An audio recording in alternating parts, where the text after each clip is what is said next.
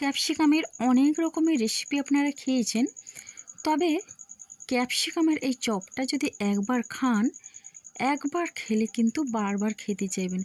সত্যি দুর্দান্ত একটা রেসিপি। ক্যাপসিকামের এই চপ বা পকোড়া বলুন, অসাধারণ লাগে। তো নমস্কার বন্ধুরা, মনীষা রান্নাঘরে সবাইকে স্বাগত। প্রতিদিনের মতো আবারও নিয়ে চলে এলাম দারুণ একটা স্ন্যাক্স রেসিপি। সন্ধ্যের সময় চায়ের সঙ্গে কিন্তু দারুণ লাগে। তো খুব কম সময় এটা হয়ে যায়। তো আপনারাও এটা খুব সহজেই বানিয়ে ফেলতে পারেন, দারুণ লাগবে। তো চলুন বন্ধুরা, রেসিপিটি শুরু করি। তো এই রেসিপির জন্যে এখানে আমি নিয়েছি একটা বড় সাইজের ক্যাপসিকাম। তো আপনারা চাইলে এর থেকে ছোট ক্যাপসিকাম দিয়েও করে নিতে পারেন। দুর্দান্ত লাগে ক্যাপসিকামের এই চপ বা পকোড়া। তো বন্ধুরা, প্রথমে এই ক্যাপসিকামটা আমি কেটে নেব। তো দেখুন কিভাবে আমি ক্যাপসিকামগুলো কেটে নিচ্ছি। আর একটা ক্যাপসিকাম দিয়ে অনেকগুলো কিন্তু চপ বানানো যাবে। তো বন্ধুরা দেখুন, এটাকে কিন্তু একটু সরু সরু করে কেটে নিতে হবে। তাহলে কি হবে, ক্যাপসিকামগুলো ভাজবো যখন, তখন কিন্তু খুব সহজে ভেতর থেকে সেদ্ধ হয়ে যাবে। তো খুব একটা মোটা রাখবো না, মোটা রাখলে কিন্তু খুব সহজেই এটা কিন্তু সেদ্ধ হতে চায় না। তো যাই হোক, দেখুন বন্ধুরা, এইভাবে সরু সরু করে কেটে নিয়েছি। আর মাঝের অংশগুলো আমি কেটে বাদ দিয়ে দিচ্ছি। তো মাঝের অংশগুলো দেওয়ার দরকার নেই। তো দেখুন বন্ধুরা, সবগুলো কিন্তু আমার ক্যাপসিকাম কাটা হয়ে গেছে। আর ওই দানাগুলো আমি বের করে দিয়েছি। আর এরপরে দেখুন এইরকম একটা প্লেট নিয়েছি। আর প্লেটে এখন আমি নিয়ে নিচ্ছি সেদ্ধ করা দুটো আলু। তো আলুগুলোকে এইভাবে ছোট করে আমি সেদ্ধ করে নিয়েছি। তো দেখুন বন্ধুরা, একটা গ্রেটার নিয়েছি, আর গ্রেটার দিয়ে আমি গ্রেট করে নিচ্ছি। তো আপনারা চাইলে এটা ম্যাশও করে নিতে পারেন হাত দিয়ে বা যে কোনো ম্যাশার দিয়ে। তো বন্ধুরা, গ্রেট করে নিলে এটা কিন্তু খুবই ভালো হয়। আর বন্ধুরা, এটা যেন কোনো রকমে দানা না থাকে, তাহলে কিন্তু খুব একটা ভালো লাগবে না। আপনারা যখন ম্যাশ করবেন অবশ্যই দানা রাখবেন না। তো দেখুন এইভাবে করে কিন্তু সবগুলো আমি ভালো করে গ্রেট করে নেব। মোটামুটি আমার গ্রেড হয়ে গেল।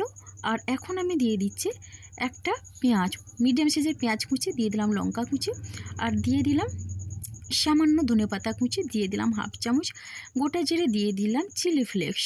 তো বন্ধুরা, আর এখন আমি দিয়ে দিচ্ছি খুবই অল্প পরিমাণে গরম মশলা গুঁড়ো। আর এখন দিয়ে দিচ্ছি স্বাদ অনুসারে লবণ। লবণটা আমি সেদ্ধর সময় দিয়েছিলাম, আলু যখন সেদ্ধ করেছিলাম সেই বুঝে আমি লবণ দিলাম। আপনারা যদি আলু সেদ্ধর সময় লবণ না দেন, তাহলে এখনই আপনারা ঠিক মতন স্বাদ অনুসারে দিয়ে দিবেন। তো দেখুন বন্ধুরা, এখন আমি একটা স্প্যাচুলা নিয়েছি। আর এটা আলুটাকে ভালো করে আমি এটা মশলাগুলোর সঙ্গে মিশিয়ে নিলাম। আর আপনারা চাইলে আরও যদি কিছু মশলা অ্যাড করতে চান, তাহলে আপনাদের পছন্দের মতো মশলা অ্যাড করতে পারেন। আর দেখুন বন্ধুরা, এখন আমি এটা হাতের তালুতে একটু তেল মেখে নিয়ে এখন আমি এই আলুটাকে একটু ছোট্ট লিচি করে লম্বা লম্বা করে শেপ করে নিচ্ছি। এবার দেখুন একটা ক্যাপসিকামের টুকরো নিয়েছি। এবার আলুর পুরটা আমি এই ক্যাপসিকামের মধ্যে ভালো করে সেট করে দিচ্ছি। এমনভাবে সেট করতে হবে যে যেন ভাজার সময় কোনো প্রকারে এটা বেরিয়ে না আসে। তো বন্ধুরা দেখুন, এবার আমি হাত দিয়ে চেপে চেপে এটা সেট করে দিলাম। খুবই সুন্দর লাগে ক্যাপসিকামের এই রেসিপিটা। আপনারা অবশ্যই একবার বানাবেন, দেখবেন দারুণ লাগবে। বাচ্চা বড় সবাই কিন্তু খুব তৃপ্তি করে খাবে। খুবই সুন্দর একটা রেসিপি। তো বন্ধুরা দেখুন, এইভাবে করে আমি এটা সেট করে নিলাম। আর সবগুলো কিন্তু এইভাবে আমি বানিয়ে নেব। তো বন্ধুরা, যারা এতক্ষণ আমার ভিডিওটি দেখলেন, এখনও লাইক দেননি, অবশ্যই একটা লাইক দিয়ে দিন। আর ভালো লাগলে লাইক, শেয়ার, কমেন্ট এবং সাবস্ক্রাইব করে আমার পাশে থাকবেন। তো বন্ধুরা দেখুন, এইভাবে করে আমি কিন্তু সবগুলো সেট করে নেব। তো আপনারাও এইভাবে সরু সরু করে ক্যাপসিকামটা কেটে নেওয়ার চেষ্টা করবেন। খুব একটা মোটা করলে কিন্তু ক্যাপসিকাম ভাজার সময় সেদ্ধ হতে চায় না। তো দেখুন সবগুলো এইভাবে আমার বানানো হয়ে গেছে। আর এদিকে একটা প্লেটে আমি নিয়েছি ময়দা। তো ময়দা দিয়ে আমি এটা ভালো করে কোট করে নিচ্ছি। তো এতে করে কিন্তু ভাজার সময় খুব সুন্দরভাবে ভাজা হবে আর ভীষণই ফুলকো হবে। আর আমি যখন বেসনের গোলাতে ভাজবো, তখনই কিন্তু এটার সঙ্গে খুবই ভালোভাবেই ভাজা হবে। আর আমার ভিডিওটি ফুল ওয়াচ করবেন, এটাই আমার অনুরোধ রইল। তো বন্ধুরা, একই রকমভাবে আমি সবগুলো আলুর পুর দিয়ে ক্যাপসিকামের এটা আমি কোট করে নেব। তো দেখুন বন্ধুরা, এটা কিন্তু একেবারে রেডি করে নেব। তো বন্ধুরা দেখুন, আর এদিকে আমি এখন একটা পাত্রে নিচ্ছে 2 চামচ পরিমাণে বেসন।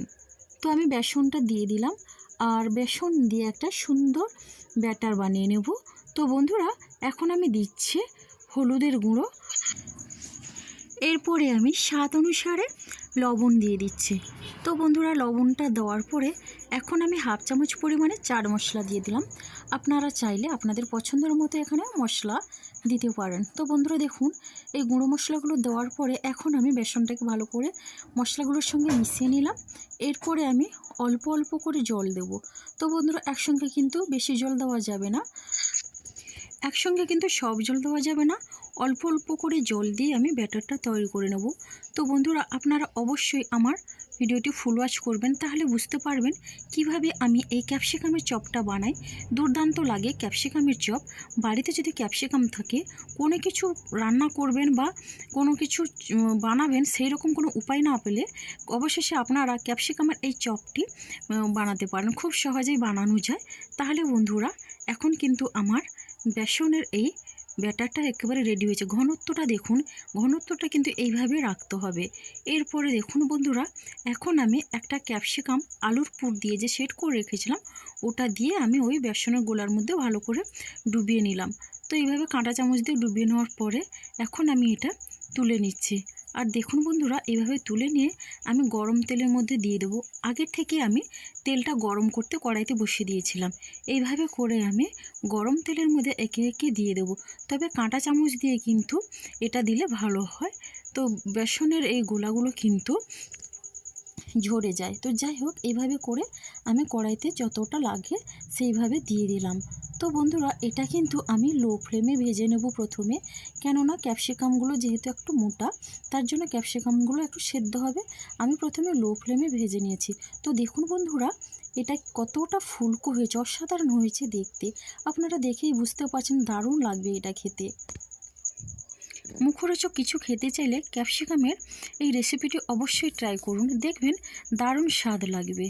তো আমার তো খুব ভালো লাগে ক্যাপসিকাম বাড়িতে থাকলে এই রকম রেসিপি অবশ্যই যখন তখন বানিয়ে নেওয়া যায়। তো বন্ধুরা দেখুন উল্টে পাল্টে আমি এটা লাল লাল করে ভেজে নেব। আর একটু লাল লাল করে ভাজলে কিন্তু দারুণ লাগে খেতে, আর এটা কিন্তু অনেকটা মজমজে হয়। তো বন্ধুরা এখানে কিন্তু কোনো রকম চালের গুঁড়ো দেওয়ার দরকার নেই, এমনিতেই এটা অনেকটা মজমজে হয়ে যাবে। দেখুন বন্ধুরা কালারটা আপনারা আপনাদের পছন্দের মতো করে ভেজে নিতে পারেন। আমি একটু বেশি লাল করে ভেজে নিলাম। এরপরে আমি এটা তেলটা ঝরিয়ে এবারে আমি তুলে নিচ্ছি। দারুণ একটা গন্ধ বেরিয়েছে। তো বন্ধুরা দেখুন তেলটা ঝরিয়ে আমি একটা প্লেটে এভাবে তুলে নিচ্ছি। তো বন্ধুরা আপনারা একটু কষ্ট করে দেখবেন, কেননা সাউন্ডের খুব সমস্যা হচ্ছে। সাইড থেকে কিন্তু অনেকটা ভয়েস আসছে, যেহেতু আজকে টিভিতে খেলা দেখছি সবাই। তো যাই হোক বন্ধুরা অবশেষে আমার কিন্তু সবগুলো ভাজা হয়ে গেল। আর আপনারা সপ্তাহে একদিন হলো এটা একবার ট্রাই করে দেখবেন, দারুণ লাগবে। তো বন্ধুরা কারা কারা আমার মতো করে ক্যাপসিকামের চপ বানান অবশ্যই আপনারা কমেন্ট করবেন। তো বন্ধুরা দেখুন এই চপগুলো কিন্তু দারুণ লাগে খেতে, আর দারুণ মজমজে হয়েছে। এই মজমজে করার জন্য আমার কিন্তু কোনো রকমের কর্নফ্লাওয়ার চালের গুঁড়োর প্রয়োজন হয়নি, শুধুমাত্র বেসন দিয়ে কিন্তু আমি সুন্দরভাবে এটা বানিয়ে নিলাম। আর এখন আমি একটা কেটে দেখিয়ে দিচ্ছি, ভেতর থেকে কিন্তু অসাধারণ হয়েছে দেখতে, আর খেতেও কিন্তু দুর্দান্ত হয়েছে। তো বন্ধুরা আপনারা যারা আমার ভিডিওটি ফুল ওয়াচ করলেন আপনাদের অনেক অনেক ধন্যবাদ, আর অনেক অনেক ভালোবাসা রইল। আজকের ভিডিওটি এই পর্যন্ত, আগামীকাল আসবো নতুন একটা রেসিপি নিয়ে। তো বন্ধুরা সবাই সুস্থ থাকুন, ভালো থাকুন।